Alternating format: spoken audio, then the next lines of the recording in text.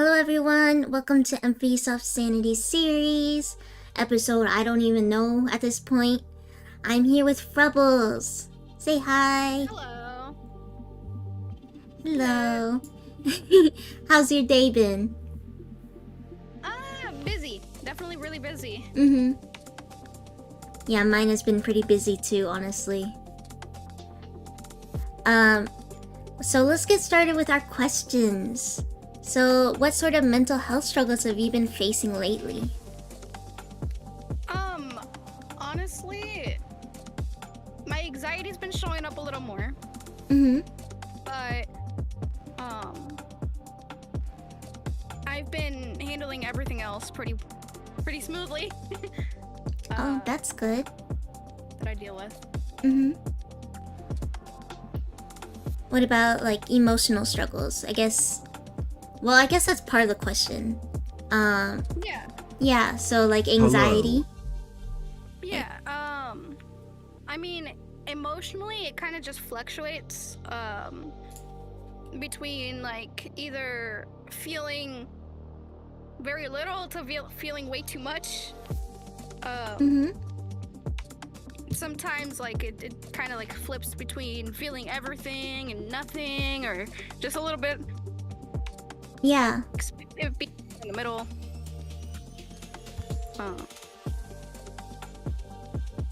So that's the best way I can kind of put it. So how does this affect your mental health when you feel like everything, I guess? It's exhausting. Honestly, I tend to, like, second guess myself constantly and kind of withdraw, and that makes things kind of, like, worse. Yeah. It makes, like, easy things down to, like, showing up for people or even, like, answering a text message feel like I'm climbing a mountain. Yeah. It's a lot, exhausting. So how do you try to cope with such issues? Honestly, like, trying to keep some kind of a routine in the day kind of helps. Whether it be, like, making a coffee or getting a snack or, whatever. I'm also a gardener / farmer. So I tend to go outside. I'm always, like, I weed, I tend to my flowers, my veggies. I'm also a beekeeper, so I check on my bees. Kind of depends what the plans for the day are. Yeah. Do you feel that these are successful methods? Like, do you feel successful at handling it using these? Some days, yeah. Other days, it's like, I gotta keep my head above water. So, I mean, me getting anything done in the day, in any capacity, for me is still a form of success. So, yeah, it's a matter of reminding myself of that.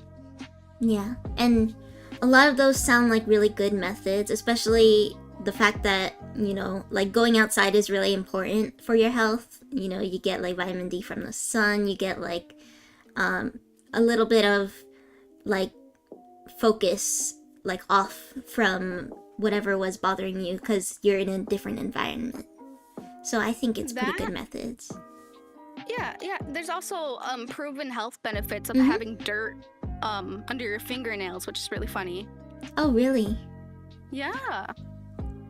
Nice. Well, let's see. Do you feel successful at handling it? Oh, did I already say that? Personally, I don't remember. I've been very tired. Yeah, you did. Oh, gosh.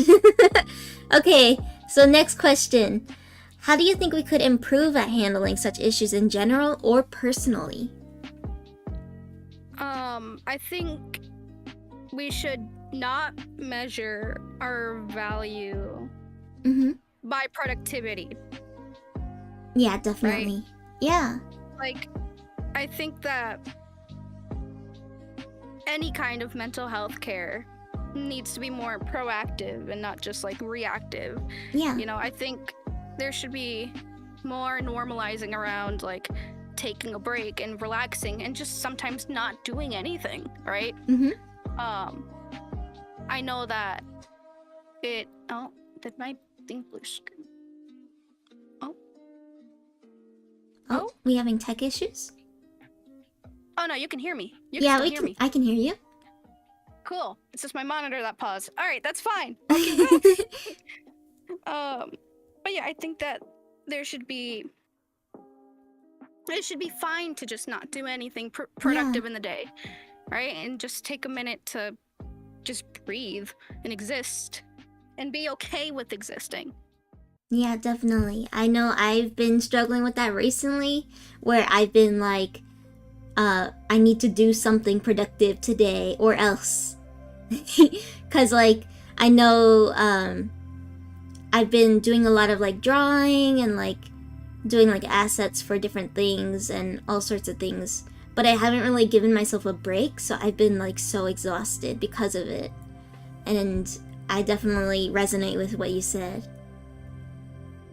like not measuring yourself by what's it called, by productivity. So let's see.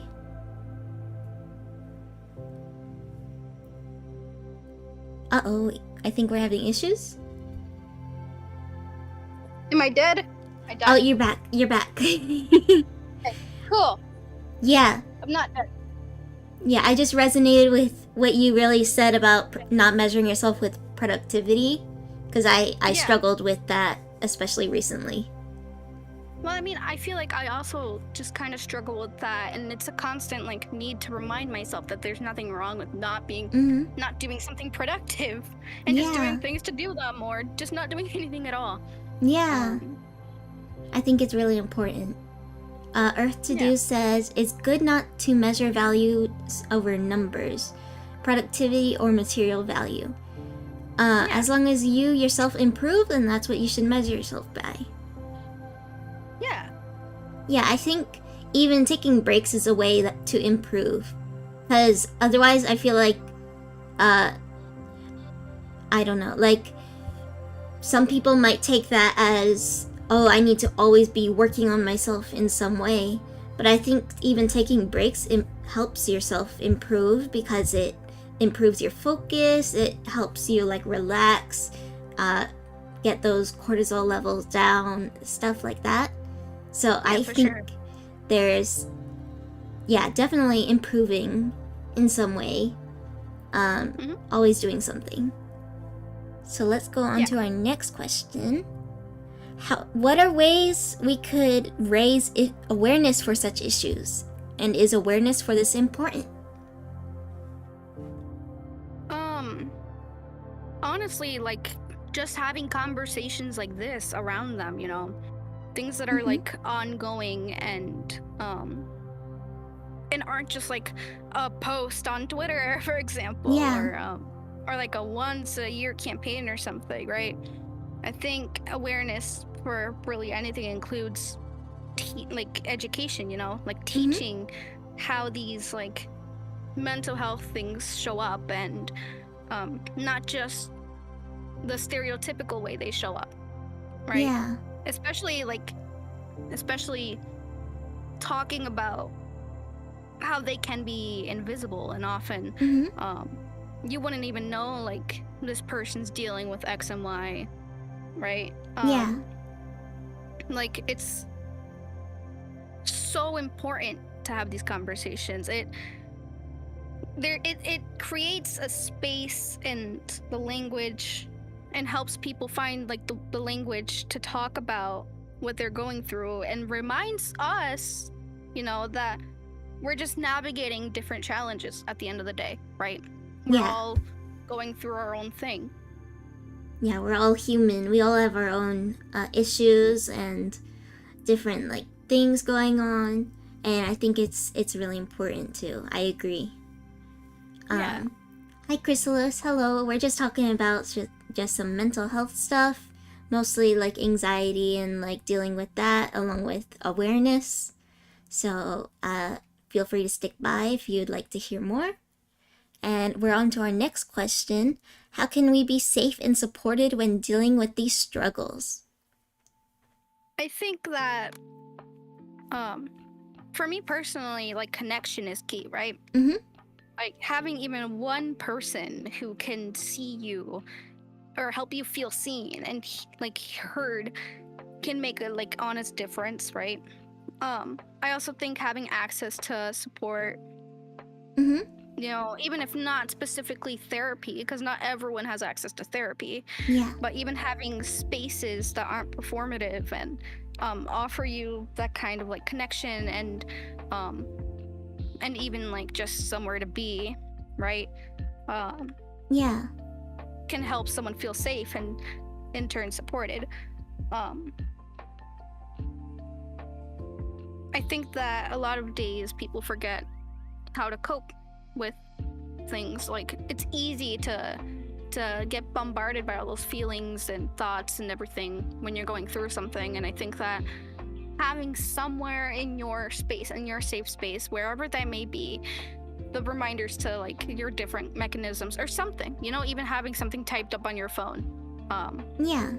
can also be helpful. Yeah, definitely. That human connection is really important for most people since we are generally like social animals. So like Yeah. we need that connection with other people to feel safe. So having that can really help us feel seen, and I think feel supported with a lot of these issues. So I agree with that. Yeah. Let's see. Would you say your anxiety affects positively or negatively in streaming or recording? Or any other struggles? I mean, outside of anxiety, I have a persistent depressive disorder Mm-hmm. and an adjustment disorder. So if we're like referring to like in general any of these things affecting me, I would say yes. Mm-hmm. It could go both ways, right? On like a bad day, honestly, I'm not gonna stream at all. I'm not gonna record it. I'm not gonna hop on anything. I'm personally the kind of person that if I'm gonna bring myself to like any kind of public eye or in a environment where I have to socialize and have any kind of energy, Mm-hmm. I would rather like be able to do that and not just show up and have people dealing with like me being like all the way down here Yeah. and not up there. That's just me. That's my personal comfort. But like on a good day, sometimes it'll help me connect with people in a more honest way, right? Because there Mm-hmm. are days where sometimes I will just go ahead and like hit the go live button or whatever, and I'll be honest about it and I'll be like, listen, guys, like I'm not as energetic today. Like I'm not feeling it. This is where I'm at. And sometimes people can resonate with that honesty. And you know, that vulnerability has also helped me connect with a lot of other people in the space, especially in the VTubing sphere. Yeah. So it's been kind of nice on that front. Yeah, for me, I know I feel the same way, like at least whenever I'm in like a bad mood or like I feel depressed, I usually don't stream. Hold on, my cat, it keeps meowing like so incessantly. she likes to talk when I talk. Okay, I don't know if you could hear her. Probably not, but I don't know. Just in case, I'm just saying she's meowy. So It's all good. anyways, whenever I'm like feeling down, usually I kind of tend to like be by myself. I usually like in a bad way, like I tend to isolate myself and like never stream, never do anything, and it's really hard for me to get that energy to stream, except for recently, because I have a chronic depression too. It's like I have my medications and stuff, and so they put me on a new one, and it's really helped me gain that energy back. And but there's still days where I might not be feeling well, I might not have the energy, and those days I choose not to stream because I feel like I have to be like happy all the time, you know? That's my thing. For sure. I don't think it's a matter of you needing to be happy all the time, though. You know? You Yeah. don't need to be happy all the time. I understand, like, I mean, ultimately it comes down to like what you want to show, how much that end of yourself you want to show on your content. But Yeah. I think that there's also this nice bit of like people being reminded that you are human. You know, there's a human behind that model or that screen, and I think that that's something an audience can connect with. Just knowing we're on the same playing field, you know? Yeah. It's something I've been working on, honestly.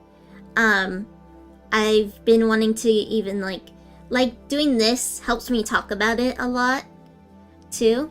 Yeah. With like people around me and everyone, and I think it's good to like see that person behind, like you said. So, yeah. Now with those issues, I guess, do you think it's a trait or like a handicap due to it? There was a time when I was much younger, where I did see it as a handicap, right? More because of how stigmatized it was when I was growing up, especially as someone that grew up under strict religion, and in a home where having like discussions on mental health wasn't necessarily normalized, as well as like my own lack of education around it, and not having any kind of resources. Yeah. I saw it as a means of like me being kind of broken in its own way, right? Yeah. And in that time I picked up, before I was doing all the things I do now with like beekeeping and everything, in that time I picked up photography, right? And in photography you learn to try to find different angles to things and try to get creative with how you view like whatever you're photographing, and that kind of idea started transferring to other things for me, including my like mental health. So nowadays I see it more like a lens. It's kind of like a different way of like moving around, you know? Like, while it does make things a little more complicated, definitely a little more complicated, down to like creating relationships with people and connecting, it also has helped me be more empathetic, and more aware of not just my own issues, but like other people. And I've found more ways to navigate it, because now I'm not seeing it as a handicap as much as I am seeing it as like it's there, and I'm learning to like live with it, and I'm figuring how to navigate it a lot better, through trying to just think outside the box. Yeah.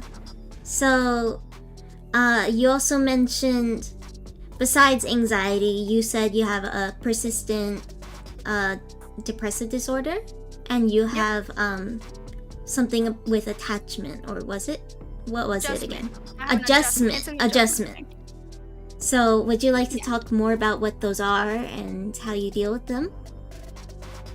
So, with my depression, it's more of a, well, it's a mood disorder, right? It affects me in the sense that I how do I put it? And this is and part of how I'm gonna explain it is why right now I'm looking into something else, in terms of like, I think I was in case it was misdiagnosed, because there's a lot of things that get misdiagnosed and often thrown into the same bucket, but I'm gonna explain it the best I can. So there are days where I have these super highs and then I crash, right? Yeah. I'm gonna have very bad mania, and I'm gonna be like elated, and I'm happy, and I'm all good, and I'm energetic, and then I crash, and it sinks into like the worst of worst, mentally, emotionally, and even physically. And often that leads into like me being very tired. I can't concentrate. I don't sleep enough, or like I don't eat enough. Yeah. And I definitely handle it a lot better nowadays. Because I got therapy. I had the privilege of being able to like have access to therapy and access to resources. But I can't say the same. Like I can't say it was always the case where I was able to navigate that. I didn't even know what it was called at some point. But there was a period of time where that led me into having unhealthy coping mechanisms. And it just spiraled. I couldn't connect with anybody, and it was just very bad. And then that also connected with the adjustment disorder, which is just struggle. Like that, all that is just like struggling to cope emotionally or with behaviors with a specific kind of stressor, like, you know, whether it be loss or breakup or anything in between. And that's more like, that can be a little more come and go, thankfully. But that also just causes, that would cause me anyway to like function a little different socially. It would cause me to withdraw from people. And honestly, all three kind of would mix in. Yeah. My anxiety and everything else. And again, like there was a period of time where I couldn't recognize it. And then on top of that, mental health is often very villainized in very strict religions and religious spaces. I'm not saying every religious space is like that, but you know, in the ones I grew up in, it was very stigmatized and it was viewed down on. So that was like the mentality I had growing up. I didn't view it that way for other people, but for myself, that's kind of like the pressure I put on myself, where it was bad and I'm not supposed to feel this, or like, you know, essentially just praying it away, instead of talking about it and having open conversations. And ultimately it led to isolating myself from other people because I now felt kind of disgusting with these things. And over the years, I outside of just therapy, because therapy definitely didn't solve my issues, all the issues I had. It helped though. Through therapy, I discovered a young people's program, which is where I work present day, where we would learn about bees, and the whole idea of the programming was just seeing therapeutic ways to go about it, on how bees affect you therapeutically. And while it didn't work for everyone, it worked for me. And the thing with beekeeping is it teaches you a lot of like ways to ground yourself, and it teaches you to be patient even in moments of impatience. So I started like learning to be a little more patient with myself and grounding myself, and from there I kept building up that system, until ultimately not only did I have a self-support system, but I also had people around me who supported my self-support system. Sorry, I went on a ramble off of your question. Oh no, it's okay, because it went into just how you coped. And so like you told us about that you went into bad coping methods, and then you found like beekeeping. Yeah, and you know, like I said, I also had photography on the other end. So I actually do photography professionally now, but I got into photography and like I started picking up hobbies. Now there is a downside to all of that, and it's that I started looking into staying busy to avoid dealing with my problems. Yeah. I became one of those people where I need to be productive, because the more productive I am and the more I get done in the day, the less I have to deal with feeling some type of way, or it'll probably go away, quote unquote, right? Then when all that productivity was done and I was done getting everything done, I still felt like garbage. So that's hence why I picked up just learning to do nothing was okay. Yeah. And I started doing more things just for me and not just to be busy or productive. Even sometimes just taking a nap. Yeah, that's important. Or not taking on like 30 different projects. Yeah, I have a friend that copes, unfortunately, using that method of staying busy all the time, and it's really difficult to see them do that, because like that they might want to like talk about it or something, but they're just kind of trying to avoid it through working, because hopefully they're hoping that it will go away if they keep like at work, because they can't think about it if they're working so much. Yeah, or you just forget. I mean, that was the general idea. Like, I'm gonna forget why I felt this way. Yeah. And then the moment it comes back to you, you're like, oh, I didn't like deal with that, and I still don't want to deal with it, right? And I think that there's two different ways to see it. I think that as someone who did it, I can see it from the other lens, and I can also see it from the lens of someone who would look out for me for that exact reason, and often scold me for it.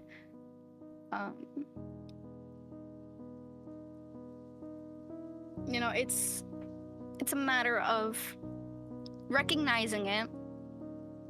And it doesn't mean you have to sit there and talk about it, right? Like, talking about it isn't the only way you have to like deal with it, but recognizing that you do need to sit down with yourself, and you do need to acknowledge that you feel this way, and that these things are coming off this way, and thinking about ways you can help yourself, and or seek help if you need it.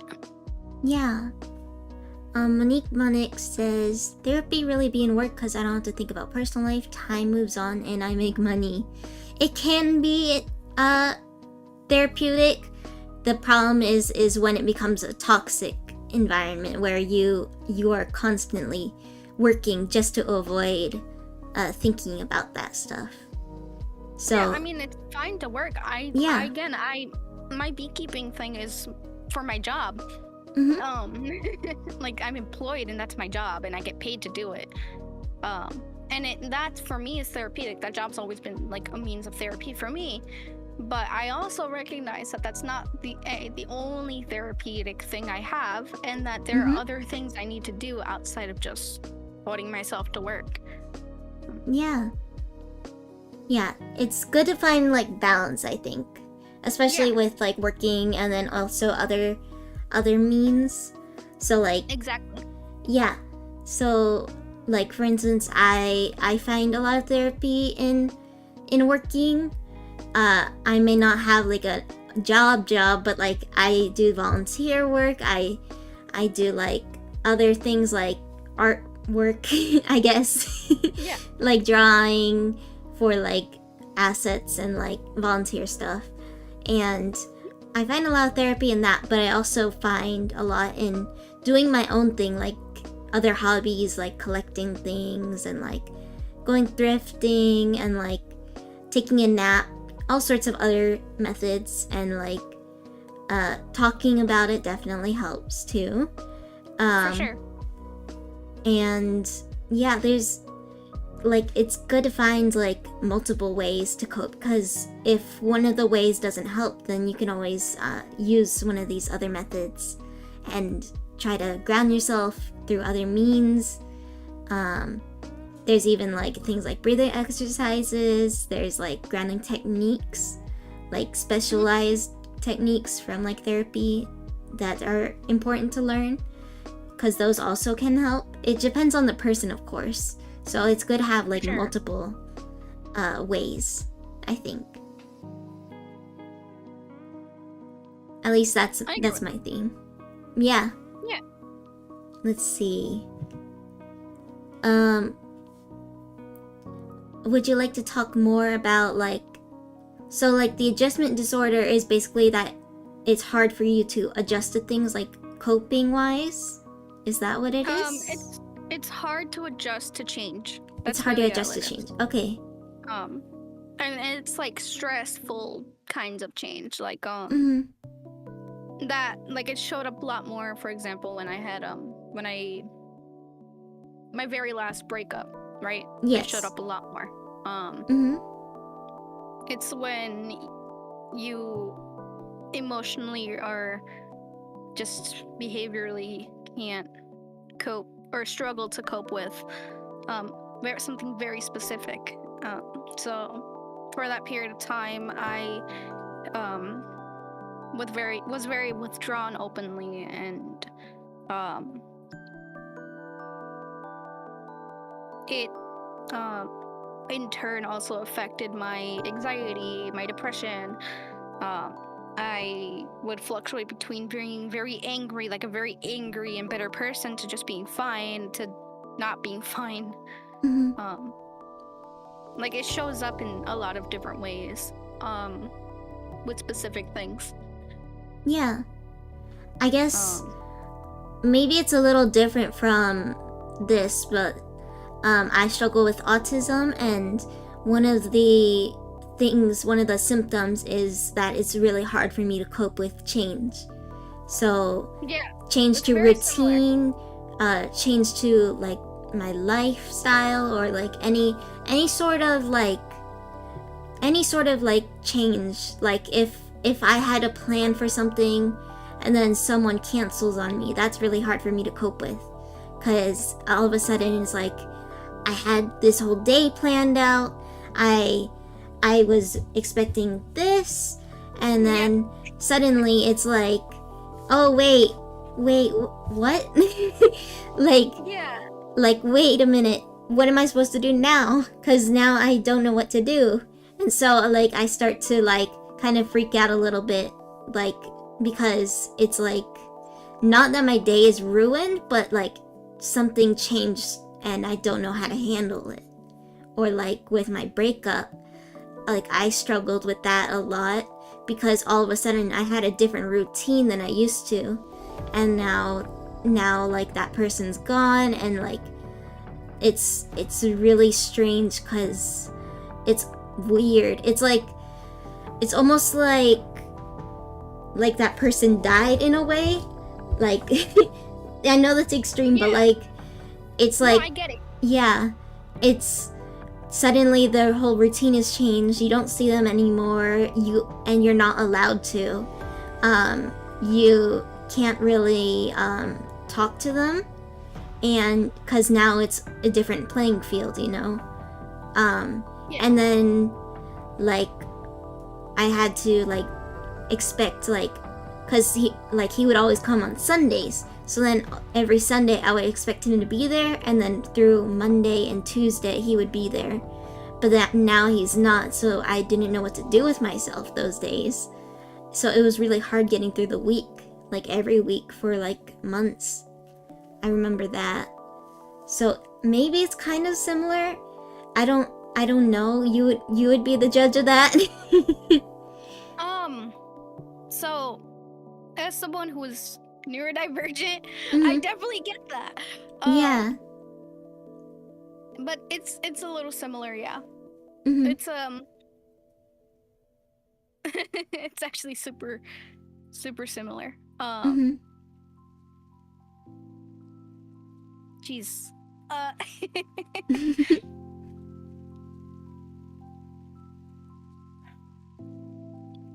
I guess, yeah. It's a lot.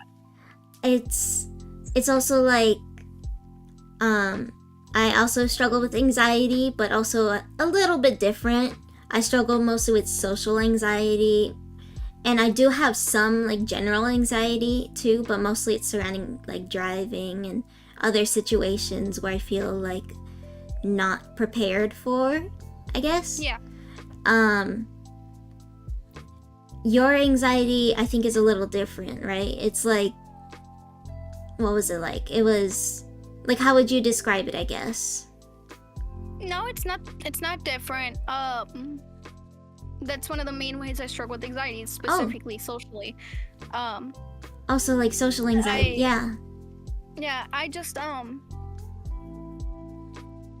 don't think I was specific with talking about it, I guess. But yeah, so that's one of the main reasons I got into beekeeping. Actually, because I was looking for, that was one of the things that my therapist that in that time, I was like, what, 14, 15 maybe, something like that. But it's around the time that she figured that we should start somewhere, and I decided to start working on socializing, because I had developed very bad social anxiety from trauma from like childhood, very young childhood, and so I started forcing myself, if you will, into social situations or social spaces so that I would be pushed to have to socialize and work on my socializing. Not to say that works for everyone, but it's still something I do. It's why I got into VTubing, even, right, to start working on my socializing skills. Honestly, same. And it's definitely helped. Yeah. It's the same for me with VTubing. Cause I was really lonely and I really wanted to make like friends. Cause I really struggle with like anxiety.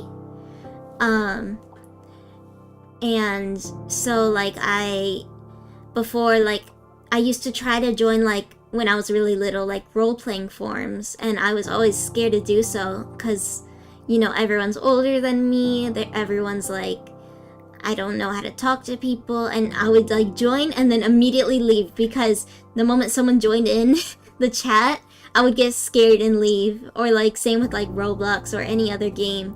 But then as I got older, I realized like, you know, I need to like talk to people. I really need to like practice, and I want to make friends. So like I kind of like part forced through it, and also just practice with like VTubing because it like practice like talking to people, and like helps me just to like learn about people, and like doing this series especially forces me to talk to so many different people. Some I know, some I don't, and it's difficult. I know I get a lot of anxiety at first before I have to join call, but like it's helped so much. Honestly. Next yeah, that's is pretty much where I'm at with content creation. Yeah. Nexus Perexis says, I heard beekeeping. Yeah, that's one of, I believe, Frubbles' way of coping currently. I think it's a really decent like method. It's unique, but I think it's healthy. I can talk a little bit about it. Yeah, definitely. What's therapeutic about it? So again, the program I work for, it studies specifically the like different ways beekeeping can be therapeutic for people. For some people, it's just been like the setup going into it, where you have to light a smoker, you have to get suited up, whatever it is we're doing, right? And like talking through what we're gonna get done. And it's getting out of rowdy mode, if you will, to like, all right, I'm here, I have to be mentally here. So it's kind of like the mental and physical prep of going into it that's been therapeutic for some people. For myself, it's been like the noise bees make. But keep in mind, I'm around like, let's say it's 2 hive boxes. There's like 80,000 bees in both boxes. Yeah. So I'm hearing their noise. There's different smells. It's a sensory thing for me. And it's the sensory aspect of beekeeping that specifically is therapeutic for me.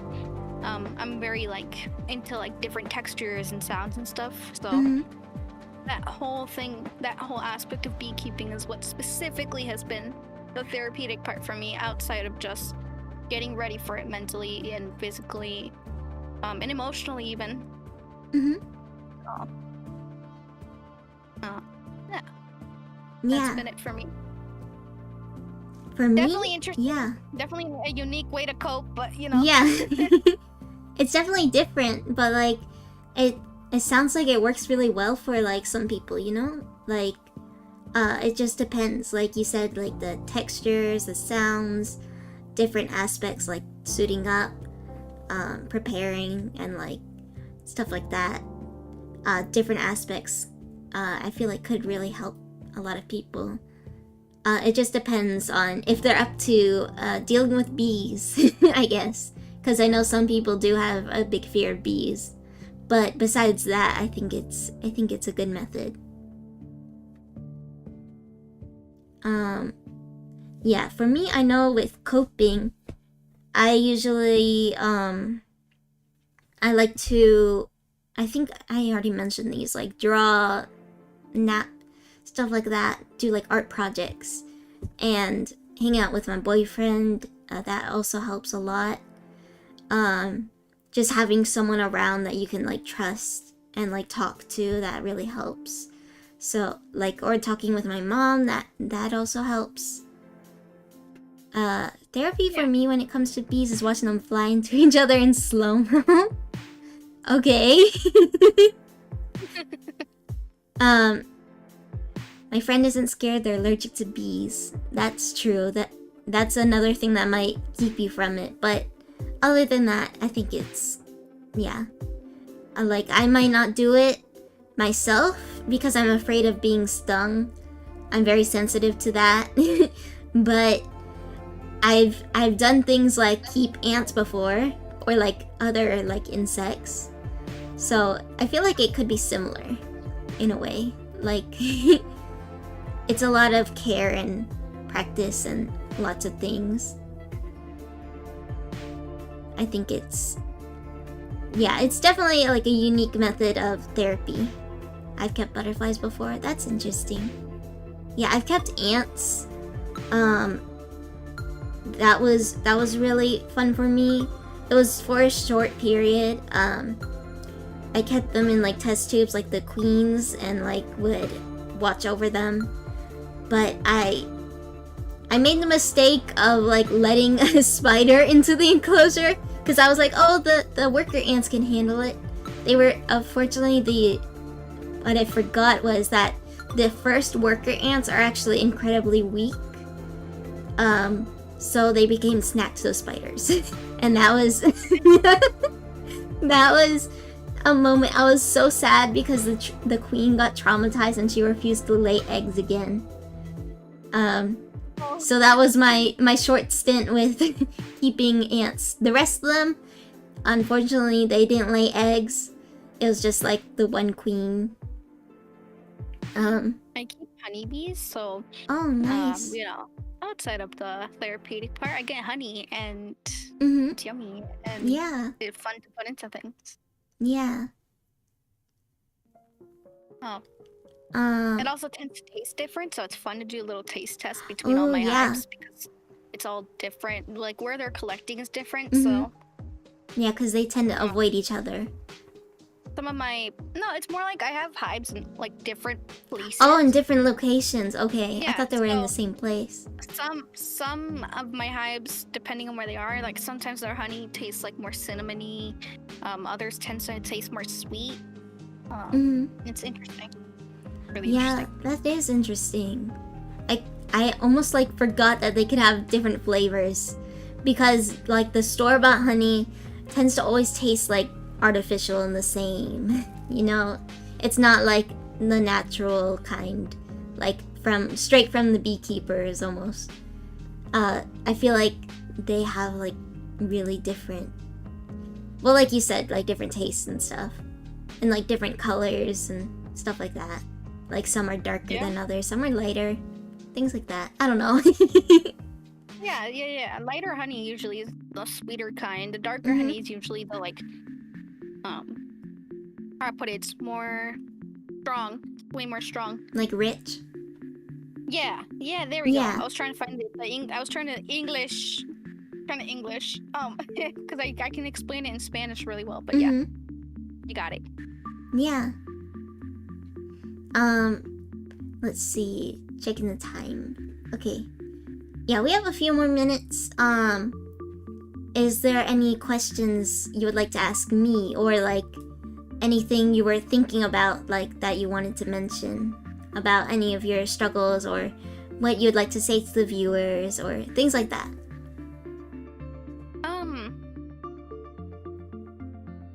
I appreciate you having this discussion.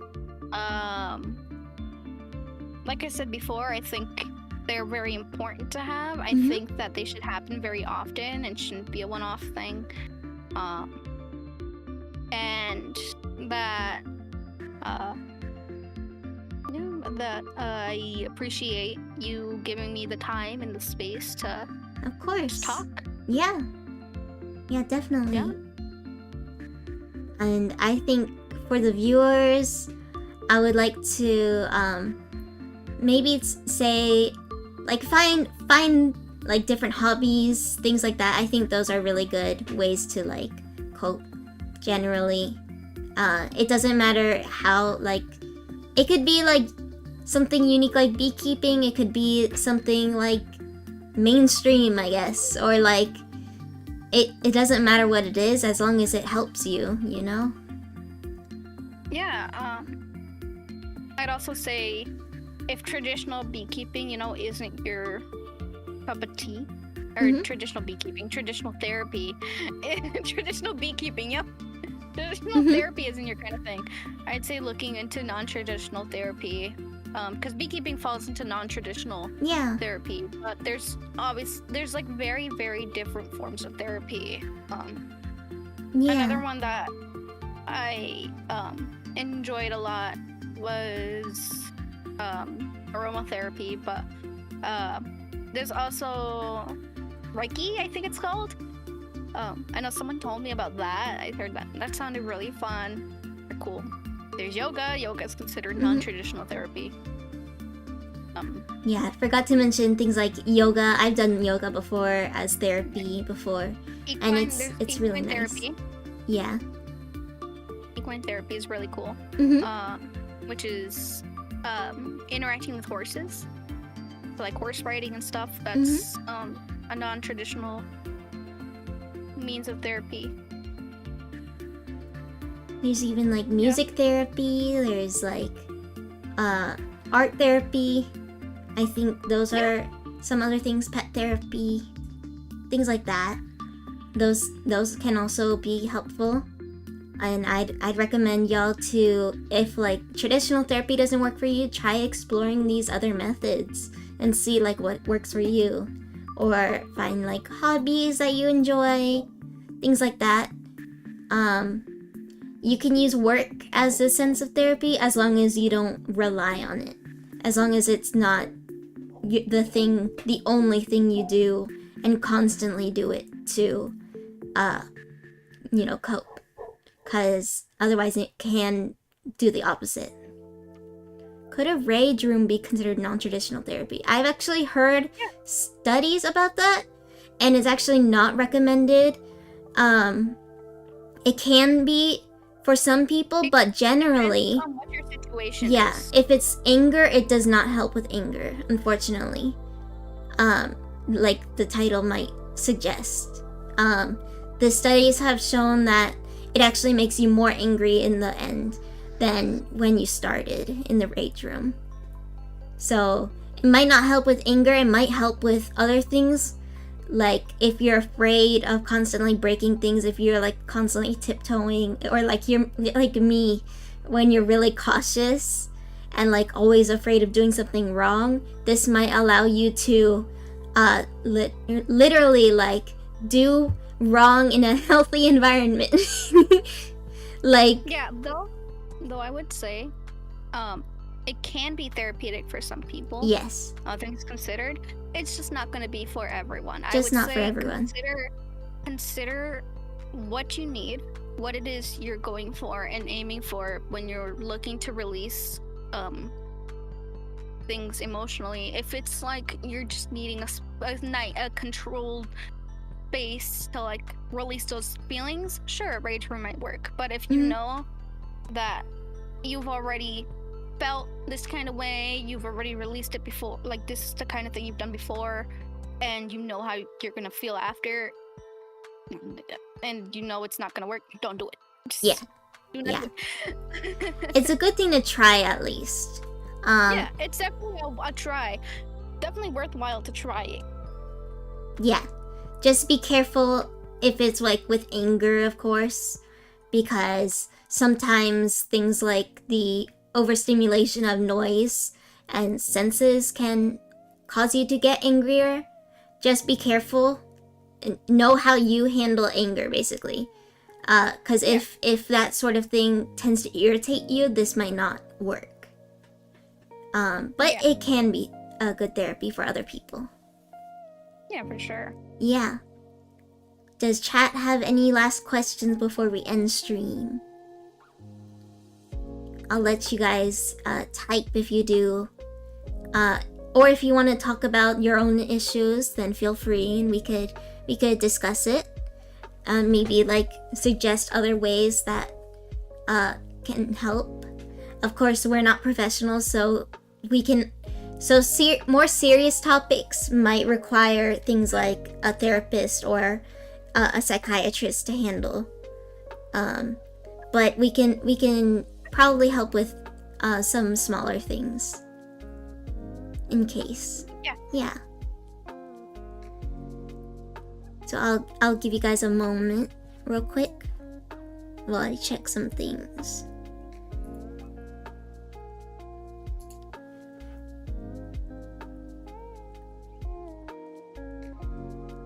Oh. Am I dead? Oh no, you're not dead. There we go. There Okay. you go. You're very much alive. Oh my gosh. Nothing else to add, just popped in at the last moment, I see. Yep, okay. Then I guess we'll end here. Thank you guys so much for watching, and thank you, Frubbles, for joining me in this podcast session. Yep, thank you. Of course, of course. And I'll see you guys likely tomorrow, actually. Likely tomorrow with a little yap session about like events while I was gone for a few weeks. So things like that. Just, yeah. And I'll see you guys then. Bye-bye. Bye.